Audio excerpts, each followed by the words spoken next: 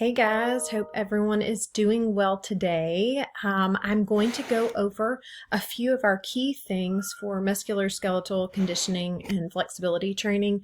I want you to be familiar with the things I want you to focus on the PowerPoints. I'm just going to give a brief lecture and you can read through the rest of it, as well as I'm going to upload a separate video where we discuss how to build a workout, how to build a resistance training musculoskeletal workout. So we will be going through this, and I'll just click on our second slide here. We're talking about the ACSM musculoskeletal recommendations on how to train the body, how to train each muscle group. We have discussed these in class briefly. You actually had time to participate in a strength training workout. Many of you selected a strength training or boot camp type workout, and you did an evaluation for that. Of course, hopefully you were able to see that you trained each muscle group, the whole body, in 2 to 4 sets. Many times the common rule of thumb is 3 sets per muscle group. So if you were training the glutes, the lower body, the legs, maybe the quads, the hamstrings, hitting each of those areas with 3 sets of each exercise. So if you're doing a squat, you're going to be definitely working the lower body, all muscle groups in the lower body, and you're going to be doing 2 to 4 sets. These are multi-joint exercises. Of course, you're hitting more than one muscle group. So like I was just saying, the squat, you're going to be hitting multiple lower body muscle groups. You really want to start with those multi-joint exercises when you prescribe a workout. You want to start multi-joint or more complex exercises, and then you want to move to single joint or simpler exercises. When you are prescribing this, you're also looking at prescribing 8 to 12 repetitions per exercise. So if we were doing a squat, we might prescribe for most healthy adults an upper range of about 12 squats and 3 sets of 12 squats to someone who is a little bit more of a seasoned exerciser, not someone who is brand new to exercising.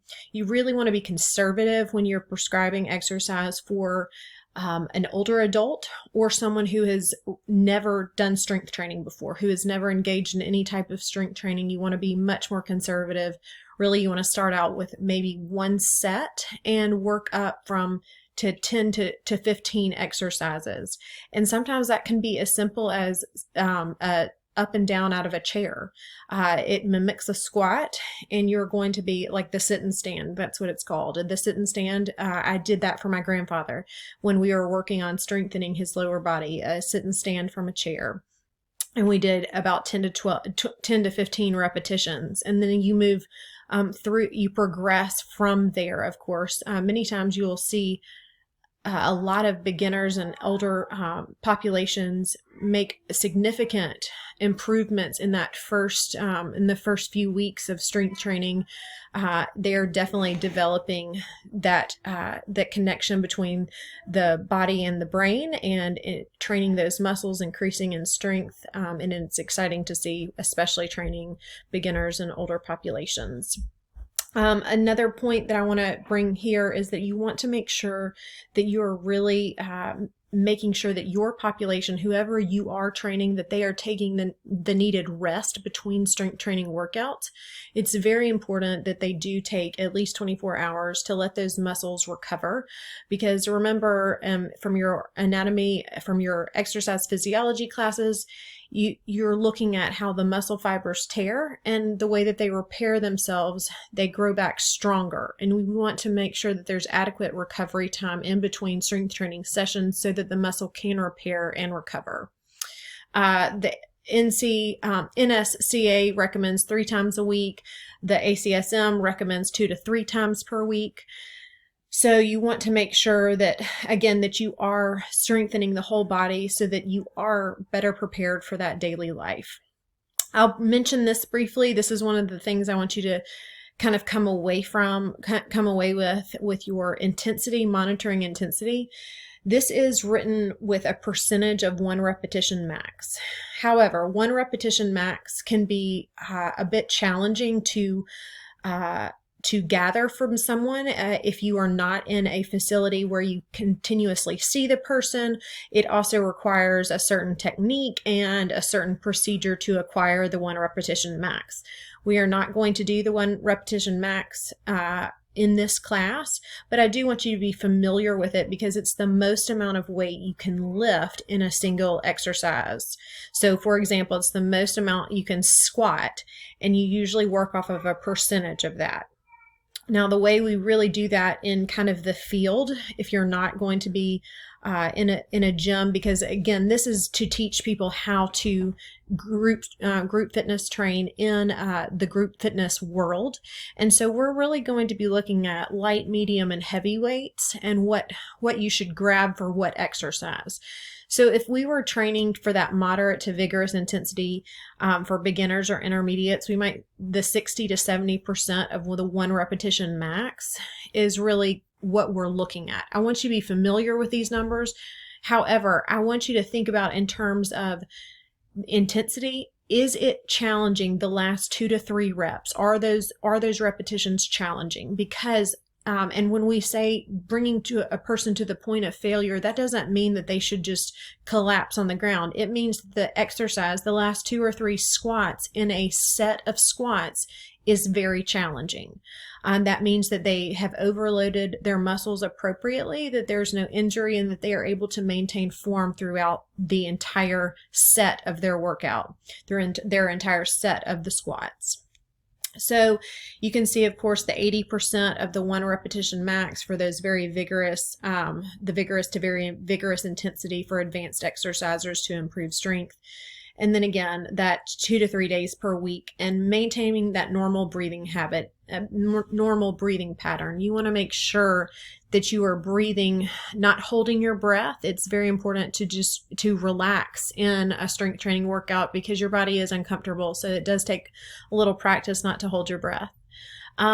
So we've kind of touched on both of those. I'm going to let y'all read through these in terms of the benefits of resistance training. They are really, we can't say enough good things about them. They make your body stronger. They make you better able to handle daily life, that easier activities of daily life, increased lean muscle mass, increased metabolism. Muscle burns more calories at rest than fat does. So we absolutely want leaner body mass.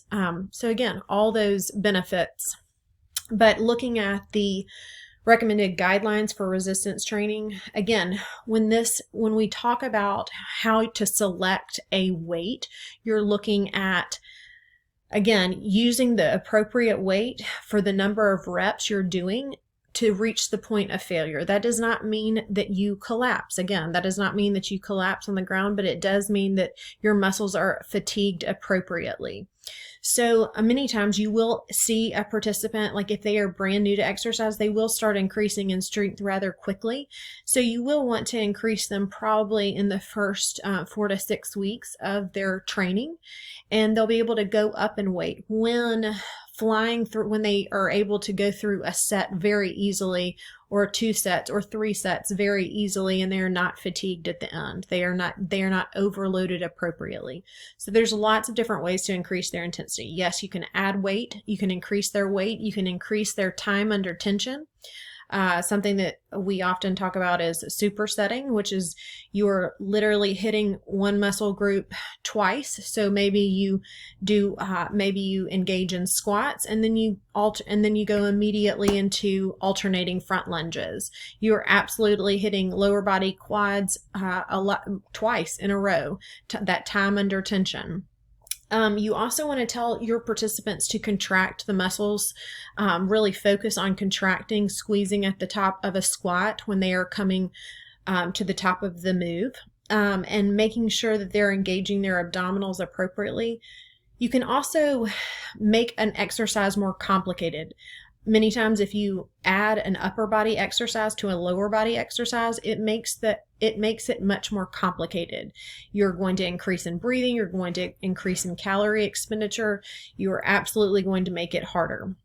There are also a variety of pieces of equipment that you can use to make an exercise harder. You can stand on a Bosu ball. You can add a step up with an overhead press. You're absolutely increasing the intensity of an exercise. So thinking through that, being familiar with ways to make exercises more challenging. You can see the specific adaptation to oppose demands. Again, those adaptations, you're gaining strength and becoming stronger is only going to happen when you put that specific stress on a particular muscle group.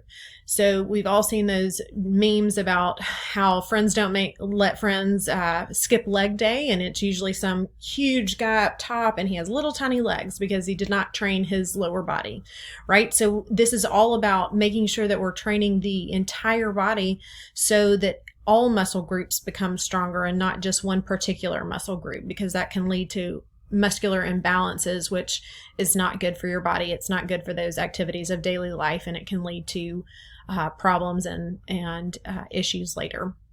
There's absolutely the stress adaptation. We talk about good stress, and good stress is absolutely when you are applying appropriate weights or appropriate load to an exercise. Usually you can increase intensity in terms of 2 to 10%, depending on what area you're working. Many times, looking at more guys, they are usually stronger in their upper bodies. Usually women can be stronger in their lower bodies. So you kind of see that some people favor these areas to train over others. And ways to increase in those areas, you want to make sure that you're not increasing too quickly. You also want to train through a full range of motion. So it's usually you are wanting to engage multiple muscle fibers in that full range of motion, and you don't want to just, you want to really avoid pulsing, maybe pulsing in the bottom of a squat. Many times this is very popular in group fitness, unless the limited range of motion is your goal, which may be for some people who have injuries to specific areas. I do want to highlight this point again because it's one of my big takeaways for the class in terms of programming and how to correctly prescribe exercise according to a client's goals. But if you're teaching a general group exercise class, and for the most part, all participants, 99% of the population, you should really look at training the large muscle groups, the muscle groups of the lower body, your hips, legs, chest, and back, your large muscle groups working to your smaller muscle groups, your shoulders, your biceps, your triceps. Those are our smaller muscle groups. And then, of course, in many of these exercises, we use core throughout the workout. We use core throughout all of these exercises in terms of engaging those abdominals to protect that low back.